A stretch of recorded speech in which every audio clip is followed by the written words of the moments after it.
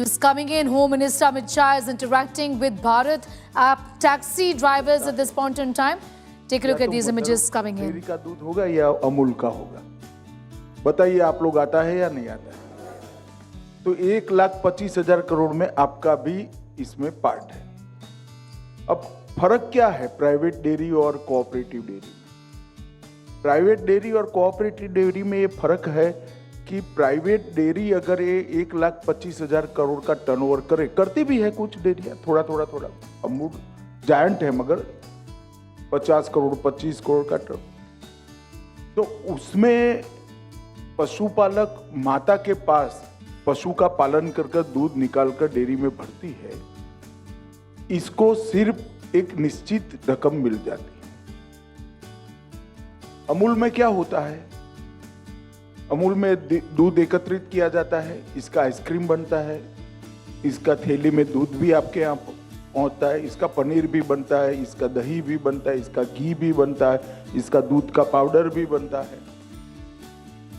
अब ये सब बनता है तो मुनाफा भी होता है, पेड़े भी आप खाओगे, श्रीखंड भी खाओगे, तो मुनाफा प्राइवेट डेयरी में प्राइवेट डेयरी के मालिक के यहाँ जाता है।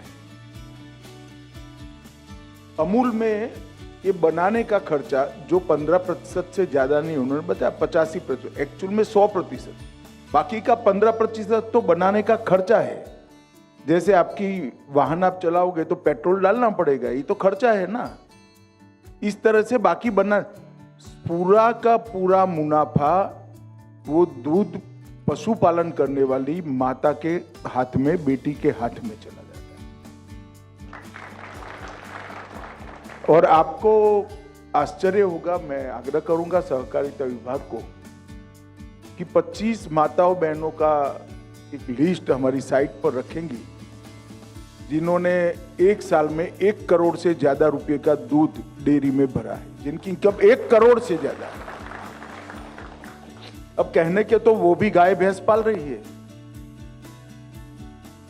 परसों के बाद हमारी साइट पर जाएंगे, फोटो के साथ होगा।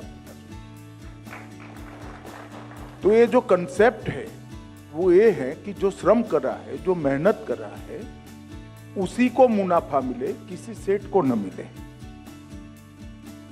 अब आप भारत टैक्सी का विचार क्यों आया? ये जो आपने कहा ढेर सारी कंप्लेंट्स आती थी, 30% कट जाता था, कोई सर्टेनिटी नहीं थी, कोई सुरक्षा नहीं थी, ब्ला ब्ला ब्ला, जितनी भी कंप्लेंट्स हैं इसका निवारण क्या?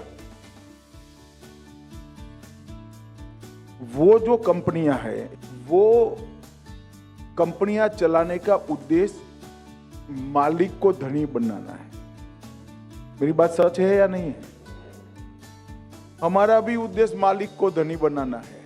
फर्क इतना है कि मालिक आप हो। आप मेरी बात समझ रहे हैं? सिर्फ 500 रुपये आपको इन्वेस्ट करना है। 3 साल के बाद क्या होगा? भारत टैक्सी 1 रुपया कमाएगी। मानो भारत टैक्सी 25 करोड़ रुपया कमाई, तो 25 करोड़ में से 20%, 5 करोड़ रुपया ये भारत टैक्सी के अकाउंट में आप लोगों की पूंजी के नाते जमा हो जाएगा। और 80% पैसा किसने कितना किलोमीटर टैक्सी चलाई इसके हिसाब से वापिस आपके अकाउंट में डाल दिया। मेरी बात गले उतर रही है ना भैया? तो अभी तो आपको जो निश्चित किराया मिलना ही मिलना है, मगर आप तो मालिक हो भाई, तो मुनाफे में भी आपका हिस्सा होना चाहिए या नहीं होना चाहिए?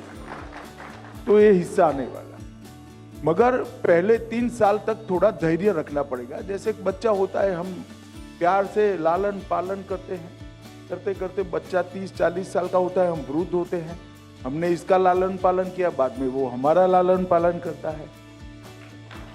तो पहले 3 साल आपको धैर्य रखना पड़ेगा, इसलिए क्योंकि ये एडवर्टाइज करना, इसको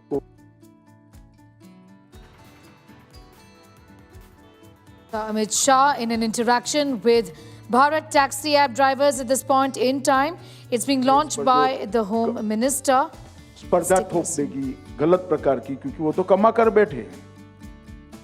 तो इसको स्ट्रगल करने में 3 साल होंगे, और 3 साल में हम देश के हर शहर में लगभग पहुंच जाएंगे, ऐसा हमने रोड मैप बनाए, जहां जहां म्यूनिसिपल कॉरपोरेशन है हम 3 साल में पहुंचे। तो ये संख्या हमारी बहुत बड़ी हो जाएगी। 36 करोड़ 75 साल के आजादी में कोऑपरेटिव में जुड़े हैं। भारत टैक्सी 15 करोड़ 1 साल में 2 साल में जोड़ देगी। तो इसको हम सब ने मिलकर मजबूत करना। धन्यवाद सर। धारा वल्लभ जी हमारे बोर्ड ऑफ डायरेक्टर्स में सारथी प्रतिनिधि के रूप में भी शामिल हैं, जिन्होंने भी प्रश्न पूछा। अब मैं अनुरोध करूंगा किशन भाई गोविंद भाई पटनी जी से, वो अपनी बात रखें आपके समक्ष। नमस्ते मंत्री श्री, मैं अहमदाबाद गुजरात से एक ऑटो ड्राइवर हूँ। अभी मैं 10 साल से ऑटो चलाता हूँ अहमदाबाद में। कहाँ रहते हो? मेरे मतदाता। Yes yes sir, yes sir, yes sir, yes sir. मंत्री श्री, अभी जो ऑनलाइन हम राइड कर रहे हैं तो उसमें बोल रहे हैं आप पार्टनर हो, तो पार्टनर को जो कुछ समस्या आती है तब हम कॉल सेंटर में बात करते हैं। एक सेकंड मुझे बताओ, उन कंपनियों का शेयर है आपके पास? नहीं है सर। तो कैसे पार्टनर हो गए? सर वही बात तो पार्टनर बताते हैं। वो पार्टनर नहीं है, सर चलावा सही कर है, रहे हैं। सही आपके सर। तो सर भारत टैक्सी हमको बोल रही है सारथी आप मालिक हो, तो सर हमको मालिक का हक कैसे मिलेगा? मैं बताता हूँ।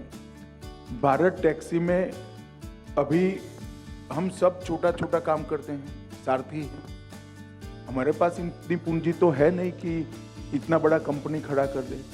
हमने अभी भारत की 5 बड़ी कोऑपरेटिवों को मिलाकर ये खड़ा कर दिया।